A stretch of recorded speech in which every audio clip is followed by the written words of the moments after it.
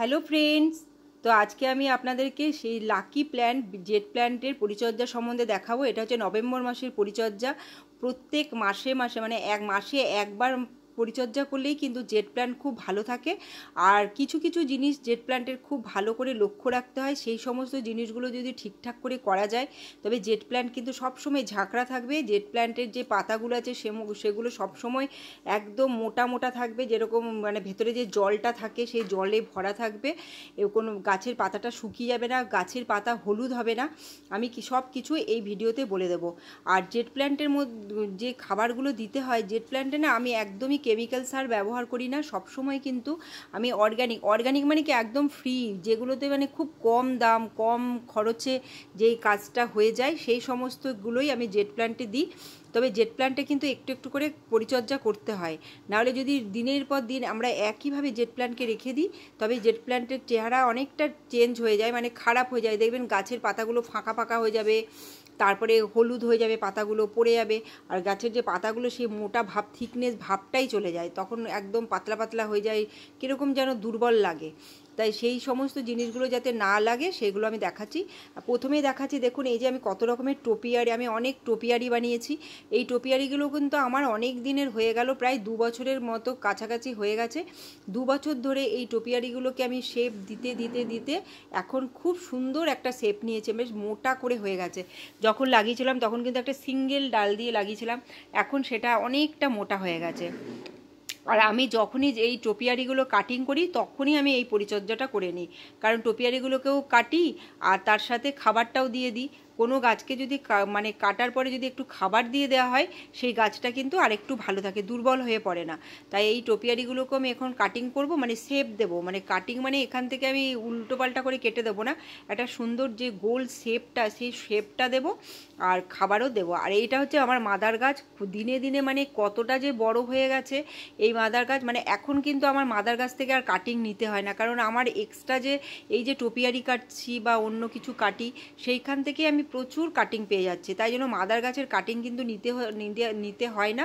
তাই মাদার গাছের কাটিংগুলো আমার দিনে দিনে বড় হয়ে যাচ্ছে। আর দেখুন গাছটা কত সুন্দর, আর এর যে স্টিমটা মানে এতটা বড় মোটা হয়েছে, স্টিমটা দেখলেই বোঝা যাবে যে দেখুন এটা প্রায় আমার 3 বছরের গাছ হলো।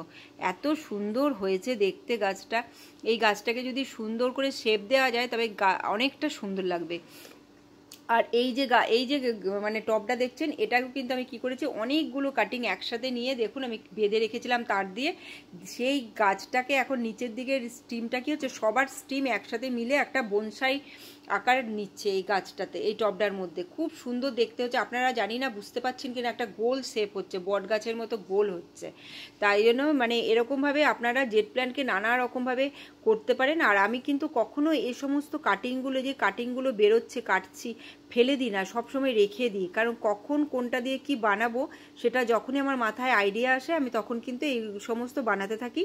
আর জেট প্ল্যান্ট কিন্তু গরমে খুব ভালো থাকে, এটা আপনাদের মাথায় রাখতে হবে। হয়তো দেখা যাচ্ছে শীতকালে অনেক সময় গাছটা একটু খারাপ হচ্ছে, সে চিন্তা করবেন না যে কেন এটা খারাপ হচ্ছে, কারণ হচ্ছে আমি বলে দিচ্ছি আপনাদের কেন খারাপ হয়, মাঝে মাঝে সেটাও বলে দিচ্ছি। আর এই যে আমি টোপিয়ারি দেখুন শেপ দেওয়া শুরু করলাম, মানে কিছু না, মানে এক্সট্রা যে ব্রাঞ্চের যে বেরিয়ে যাচ্ছে সেগুলোকে আমি কি করব, কাটিং করে দেবো, আর কিচ্ছু করব না। এইভাবে কাটতে কাটতে কাটতে কাটতে একদিন কি হবে, পুরো মোটা মতো একটা টোপিয়ারি শেপ তৈরি হবে। তখন আমরা কি করব, এই টব থেকে অন্য টবে শিফট করব। এখনো পর্যন্ত এই যে আমি যে কৌটোর কেটে বানিয়েছিলাম সেই কৌটোর মধ্যেই দেখুন খুব সুন্দরভাবে রয়েছে, আর দেখতে খুবই ভালো লাগে দেখতে সামনে থেকে।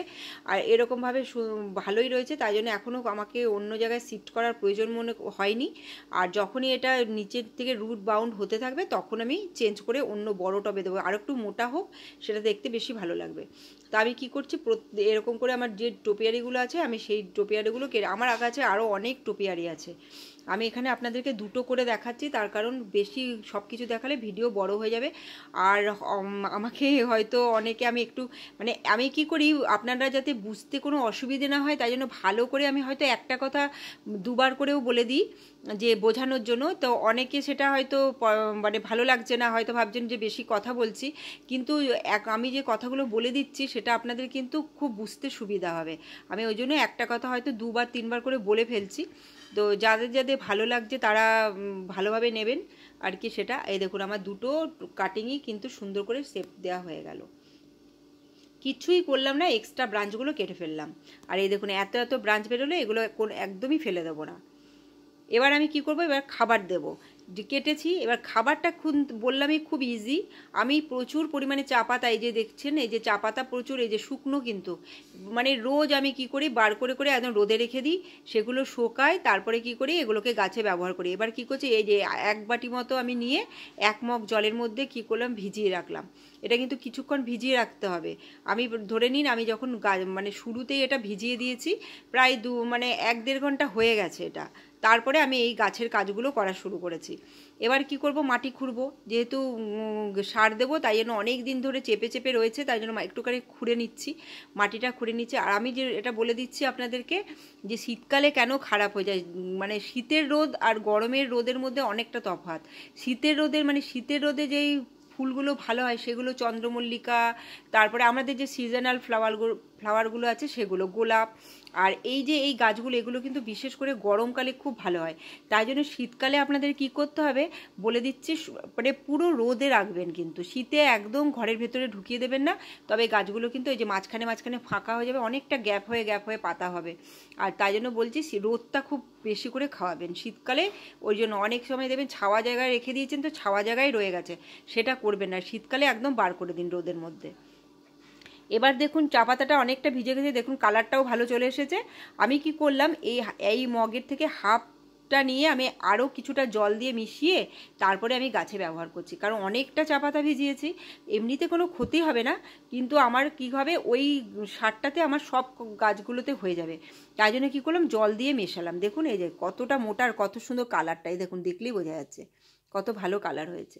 তো আপনারা এইভাবে, আমি কিন্তু কফি পাউডার দিয়েছিলাম, কফি পাউডারও আপনারা দিতে পারেন, খুব ভালো কাজ হয় জেট প্ল্যান্টে।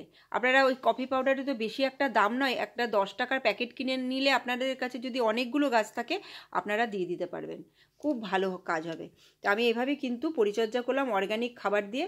তো আপনারা ভিডিওটা দেখবেন, যদি ভিডিওটা ভালো লাগে লাইক শেয়ার সাবস্ক্রাইব করবেন, কমেন্ট করবেন, যদি কিছু বলার থাকে, যদি আমাকে কোনো অ্যাডভাইস দেওয়ার থাকে সেটাও দিয়ে দেবেন। আমি কিন্তু সেটাকে ভালোভাবেই নিচ্ছি, আমার খুব ভালো লাগছে, আমি যেটা জানি না সেটা আপনাদের থেকে জানতে পারছি, খুব ভালো লাগছে আমার। তো আমি এবারে কি করব, এবার ভিডিওটা এখানে শেষ করতে হবে। তো যতটা পারলাম পরিচর্যাটা দেখিয়ে দিলাম, এরকম প্রত্যেক মাসে মাসে পরিচর্যা করবেন। তো আমি ভিডিওটা শেষ করছি, বাই বাই, টেক কেয়ার।